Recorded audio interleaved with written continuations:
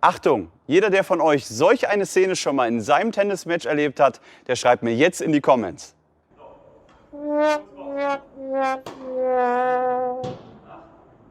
Ja Leute, jeder von euch kennt das. Jeder hasst ihn und keiner möchte ihn spielen. Der Gurkenaufschlag. Und darum geht es heute in meinem neuen Video. Bleibt dran, es lohnt sich.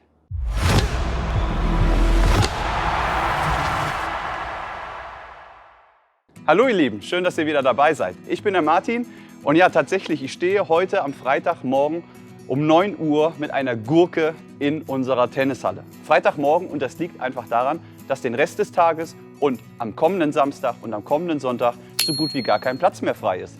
Das liegt vor allen Dingen daran, an der Entscheidung der Bundesregierung, weiterhin kontaktlosen Sport zu verbieten. Und ja, entweder alles öffnen oder alles schließen, ist weiterhin meine Meinung, aber ich wollte mich dazu ja eigentlich gar nicht mehr äußern. Kommen wir heute zu einem ganz interessanten Thema. Jeder fürchtet ihn, den Gurkenaufschlag. Und ich möchte euch in dem kommenden Video 3 Tipps geben, was es zu beachten gibt, wenn ihr auf einen Gegner trefft, der einen Gurkenaufschlag hat. Kommen wir erstmal zur Definition eines Gurkenaufschlages. Was ist eigentlich ein Gurkenaufschlag? Ein Gurkenaufschlag ist ein Ball, den ich vom Gegner bekomme, auf den ich viel Zeit habe und der eigentlich fast so ähnlich ist wie mit einer 100%igen Chance. Ich definiere damit eine 100%ige Chance. Einen lockeren Ball, einen langsamen Ball, vielleicht auch einen Ball, der etwas höher abspringt. Und das ist erstmal wichtig zu überlegen, was ist überhaupt so ein Aufschlag und wie gehe ich damit um. Also wenn ich das jetzt mal vormachen sollte, Gurkenaufschlag für mich, ja, ist kein Problem. Ich stelle mich auf und ich würde sagen, sowas ist jetzt ja, kein Gurkenaufschlag, aber ihr kennt es mit Sicherheit, dass dann Spieler eben, die es vielleicht nicht besser können oder nicht besser wissen, dann eben den zweiten Aufschlag, weil sie natürlich keinen Doppelfehler machen wollen, auch mal so ins Feld bringen. So, ja, bisschen übertrieben dargestellt, aber darum geht es einfach. Es gibt mit Sicherheit, werdet ihr immer wieder auf Spieler treffen, die entsprechend den zweiten Aufschlag einfach nur ins Feld schubsen, um eben den Doppelfehler zu vermeiden. Und das ist ganz klar legitim, denn ein Doppelfehler ist bekanntlich eine der schlechtesten Sachen, die wir im Tennis machen können. Es sind immer Geschenke für den Gegner und daher ist es wichtig, wie wir mit solchen Situationen umgehen können. Und jetzt möchtest du mit Sicherheit von mir wissen, warum du so viele Fehler machst auf einen Aufschlag, der eigentlich total harmlos ist. Warum macht man darauf so viele Fehler? Ganz einfach, ich erkläre es dir in 3 Schritten, 3 Tipps für dich, wie du damit umgehen kannst. Nummer 1. Punkt 1, und das ist eigentlich schon fast der wichtigste Punkt, ihr müsst diesen Aufschlag ernst nehmen, egal was kommt. Das ist ein ganz legitimes Mittel vom Gegner, den zweiten Aufschlag reinzuspielen und keine Fehler zu machen. Also muss ich das Ganze seriös angehen. Und häufig ist es so, dass ihr eventuell der bessere Spieler seid, ihr habt die viel, viel besseren Schläge, ihr wisst, normalerweise haue ich die immer eben um die Ohren, solche Bälle, und dann klappt es auf einmal nicht. Und das könnte daran liegen, dass ihr diesen Aufschlag einfach nicht ernst nehmt. Das hat einfach mit der Körperspannung zu tun. Ihr steht dann da, seid eventuell schon abgenervt, völlig abgenervt, habt die ersten 2, 3 verschlagen und ihr nehmt das Ganze nicht ernst und verliert dadurch zum einen die Lust, was natürlich dann auch sich sicherlich, ihr wisst, Tennis ist ein mentaler Sport, sicherlich eben halt auch im Kopf bemerkbar macht und eben ihr verliert die komplette Körperspannung. Das heißt, ihr lauft hin, steht vielleicht schon gelangweilt da, Gegner lässt sich vielleicht noch aufreizen, Zeit dabei und den freut es richtig. Den freut es richtig, wenn er sein Mittel durchbringt und merkt, dass er damit euch richtig, richtig ärgern kann. Also der Gegner wird, wenn ihr das Ganze nicht ernst nehmt und eben dadurch auch Fehler produziert, das Ganze sicherlich nicht umstellen und natürlich sich freuen, dass er weiterhin mit diesem Aufschlag durchkommt und Punkte generiert. Also ist es wichtig, auf Punkt 2 zu achten. So, und Punkt 2 ist ganz klar die Vorbereitung. Wir haben gesagt, wir nehmen diesen Ball vom Gegner ernst, also brauchen wir eine gute Vorbereitung. Was ist eine gute Vorbereitung, wenn ich weiß, der zweite Aufschlag vom Gegner ist nur ein Einwurf? Ich empfehle euch zum einen, ein Hauptteil der Fehler und ein Großteil der Fehler wird gemacht, indem ihr zum einen viel zu weit hinten steht. Ihr könnt euch mit der Zeit überlegen, oder ihr habt mit der Zeit natürlich ein Gefühl, dass der Gegner es einfach dann auch nicht besser kann und es wird euch mit definitiv ein langsamer Ball erwarten. Also ist der größte Fehler, den ich schon mal mache, mich irgendwo hier hinten zu platzieren und jetzt hier an der Grundlinie auf den Aufschlag zu warten, dann wahrscheinlich im Vorwärtslaufen, aus dem Vorwärtslaufen den Ball zu spielen und im blödesten Fall fällt der Ball dann relativ weit unten und ich muss ihn dann so wieder nach oben spielen. Da passieren eine ganze Menge Fehler, also die Vorbereitung ist sehr wichtig.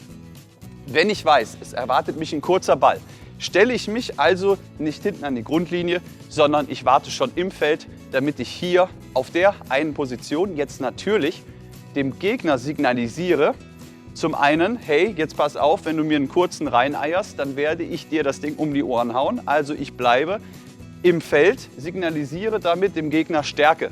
Ja? Also einmal die psychologische Komponente. Ich stehe hier und sage dem Gegner, jetzt pass auf. Also Gegner ist dann unter Druck gesetzt. Aber natürlich, wenn er den Ball nur reineiert, wird er relativ wenig Fehler machen. Das heißt, ich muss jetzt nah dran sein, um dann die Chance zu haben, den Ball, der auftippt, nicht so weit unten zu spielen, sondern im besten Fall auf Schulterhöhe als Gewinnschlag eben zu spielen. Denn wir wollen ja natürlich den Ball nicht einfach zurückeiern, sondern wir wollen die Schwäche des Gegners, und das ist dieser Gurkenaufschlag ja natürlich, ausnutzen und dann den Ball in die Ecke spielen, den Gegner unter Druck setzen und einen Fehler provozieren oder eben im besten Fall einen direkten Winner zu spielen.